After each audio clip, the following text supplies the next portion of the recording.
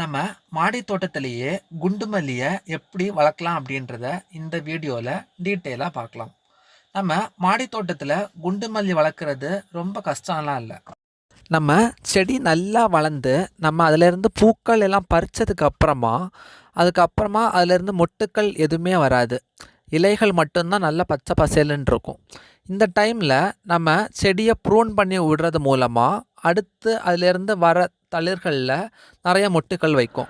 நான் செடிகளுக்கு எந்த கெமிக்கல் ஃபெர்டிலைசரும் கொடுக்கறதில்ல. நம்ம வீட்டில் உள்ள காய்கறி வேஸ்ட்டை கூட நம்ம ஃபெர்டிலைசராக செடிக்கு பயன்படுத்தலாம். அது மட்டும் இல்லாமல் நம்ம இயற்கையாக கிடைக்கிற மண்புழு உரத்தை கூட நம்ம செடிகளுக்கு பயன்படுத்துறது மூலமாக நிறைய மொட்டுக்கள் வைத்து நல்லா பூ பூக்கும். நம்ம துலிப்ஸ் அண்ட் டாஃபோடில்ஸ் அவங்கக்கிட்ட நீம் பவர் வெர்மி கம்போஸ்ட் அவைலபிளாக இருக்குது. இந்த நீம் பவர் வெர்மி கம்போஸ்ட்டை நம்ம பயோ பெஸ்டிசைடாகவும் யூஸ் பண்ணலாம், பயோ ஃபெர்டிலைசராகவும் யூஸ் பண்ணலாம். இது நம்ம கொஞ்சமாக யூஸ் பண்ணாலே அதுலேருந்து கிடைக்கிற பலன் ரொம்ப அதிகமாக இருக்குது. இந்த நீம் பவர் வெர்மி கம்போஸ்ட்டை அவங்க 1 kg பேக் சிப்லாக் பேக் பண்ணி அவங்க ஆல் ஓவர் இந்தியா ஃப்ரீ ஷிப்பிங்காக 225 ருபீஸுக்கு சேல் பண்ணிகிட்ருக்காங்க.